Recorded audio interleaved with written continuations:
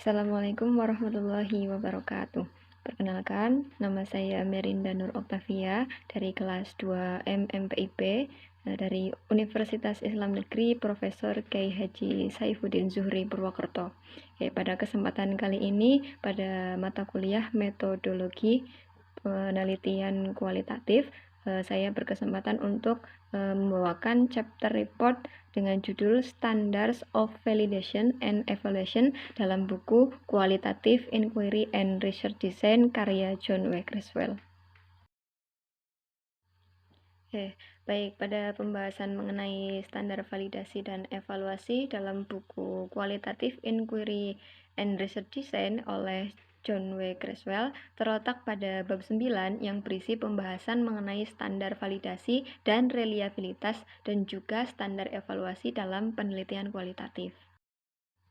Lanjut pada pembahasan berikutnya, yaitu tentang perspektif validasi. Nah, di sini ada beberapa pendapat dari beberapa tokoh yang dituliskan oleh Creswell. Yang pertama itu tentang studi oleh Lecomte dan Gotts yang menjelaskan bahwa perspektif validasi itu penggunaan persamaan kualitatif paralel dengan rekan kuantitatif mereka dalam penelitian eksperimental dan survei. Kemudian ada istilah-istilahnya yaitu validitas internal, validitas eksternal, reliabilitas, dan objektivitas.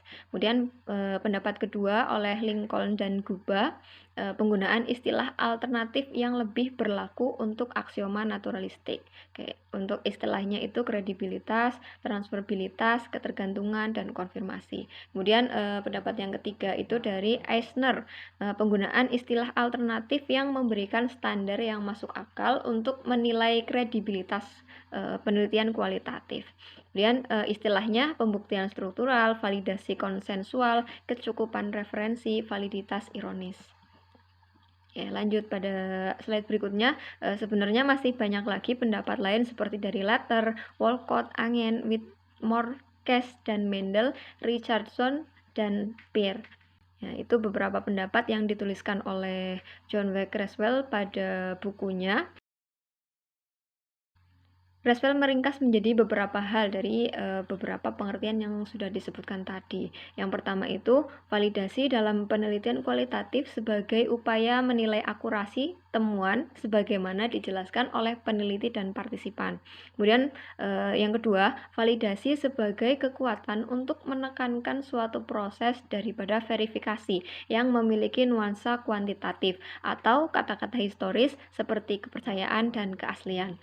Kemudian yang ketiga, subjek validasi memang muncul dalam beberapa pendekatan penelitian kualitatif, tetapi tidak ada pendekatan validasi yang berbeda untuk 5 pendekatan kualitatif.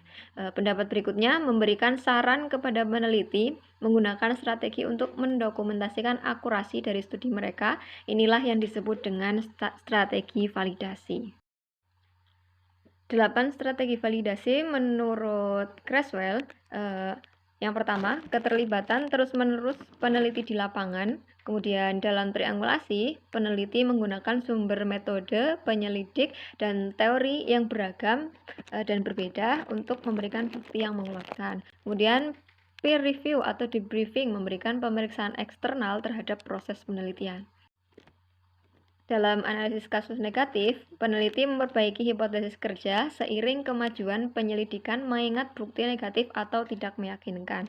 Kemudian yang kelima, mengklarifikasi bias peneliti sejak awal penelitian. Yang keenam, dalam pengecekan anggota, peneliti mengumpulkan pandangan partisipan tentang kredibilitas temuan dan interpretasi.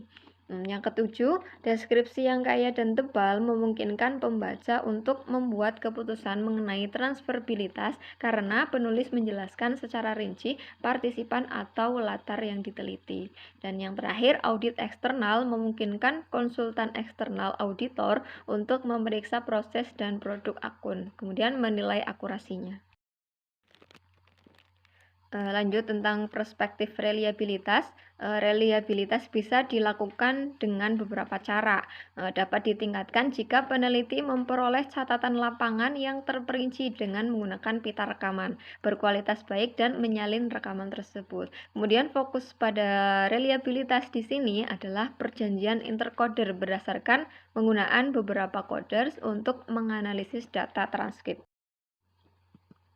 Slide berikutnya tentang kriteria evaluasi. Nah, di sini Creswell menjelaskan ada 3 perspektif tentang perspektif evaluasi. Yang pertama itu perspektif metodologis berasal dari Howe dan Eisenhardt. Ada 5 standar yang ditetapkan. Yang pertama itu menilai dalam hal pertanyaan, penelitian mendorong pengumpulan dan analisis data. Kemudian memeriksa sejauh mana teknik pengumpulan dan analisis data diterapkan, apakah asumsi peneliti dibuat eksplisit seperti subjektivitas peneliti itu sendiri.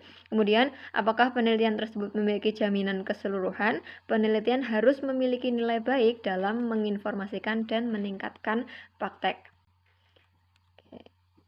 Lanjut perspektif yang kedua dari Lincoln. Ada 7 standar yang ditetapkan. Yang pertama itu standar yang ditetapkan dalam komunitas inquiry seperti pedoman untuk publikasi. Kemudian standar posisi memandu penelitian interpretatif atau kualitatif. Standar di bawah rubrik komunitas. Kemudian penelitian interpretatif atau kualitatif harus memberikan suara kepada partisipan sehingga suara mereka tidak dibungkam, terlepas atau terpinggirkan. Kemudian subjektivitas kritis sebagai standar, melibatkan timbal balik antara penelitian dan yang diteliti, menghormati kesakralan hubungan dalam rangkaian penelitian ketindakan. Perspektif ketiga dari Richardson, yang pertama kontribusi substantif, kelebihan estetika, refleksivitas, dan dampak.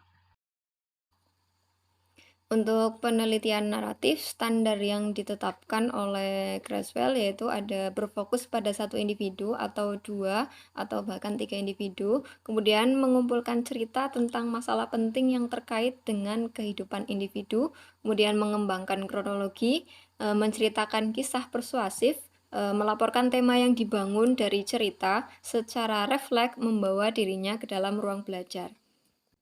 Yang kedua, penelitian fenomenologis. Standar yang ditetapkan, penulis menyampaikan pemahaman tentang ajaran filosofis fenomenologi. Penulis memiliki fenomena yang jelas untuk dipelajari. Penulis menggunakan prosedur analisis data dalam fenomenologi. Penulis menyampaikan esensi keseluruhan dari pengalaman para peserta. Kemudian teks di mana terjadi, penulis refleksif selama penelitian.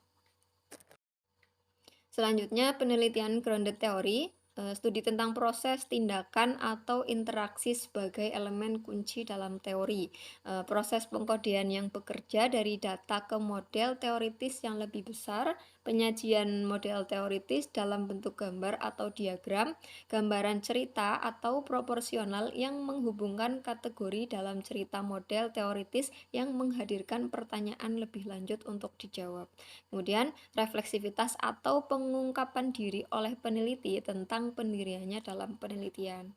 Untuk penelitian selanjutnya, standar dalam penelitian etnografi. Identifikasi yang jelas dari kelompok berbagai budaya, spesifikasi tema budaya yang akan dikaji, uraian rinci tentang kelompok budaya, tema yang diturunkan dari pemahaman tentang kelompok budaya, identifikasi isu-isu yang muncul, penjelasan keseluruhan tentang cara kerja hidup berbagai budaya, pengungkapan diri dan refleksivitas oleh peneliti tentang posisinya di penelitian. Dan yang terakhir yaitu penelitian studi kasus. Ada identifikasi yang jelas tentang kasus dalam penelitian. Kasus digunakan untuk memahami masalah penelitian. Ada gambaran yang jelas tentang kasus tersebut. Tema diidentifikasi untuk kasus. Pernyataan atau generalisasi dibuat dari analisa kasus. Yang terakhir, peneliti refleksif atau membuka diri tentang posisinya dalam penelitian. Oke, itulah yang dijelaskan oleh John W. Creswell dalam bukunya. tentang validasi dan evaluasi. Bisa diambil kesimpulan dalam bab ini penulis membahas mengenai validasi, reliabilitas dan standar kualitas dalam penelitian kualitatif. Pendekatan validasi sangat bervariatif seperti yang sudah dijelaskan tadi. Kemudian reliabilitas digunakan dalam beberapa cara. Salah satu yang paling populer adalah penggunaan perjanjian intercoder ketika beberapa pembuat kode menganalisis dan kemudian membandingkan segmen kode mereka untuk menetapkan reliabilitas mereka dalam proses analisis data. Dan yang terakhir, Creswell mengajukan kriteria yang digunakan untuk menilai kualitas studi yang disajikan dalam 5 pendekatan yang sudah disebutkan tadi. Oke, demikian presentasi yang dapat saya sampaikan. Apabila teman-teman mempunyai pertanyaan atau kritik dan saran, bisa disampaikan di kolom komentar. Oke, apabila banyak kekurangan dan kesalahan, saya mohon maaf yang seikhlas-ikhlasnya. Saya akhiri. Wassalamualaikum warahmatullahi wabarakatuh.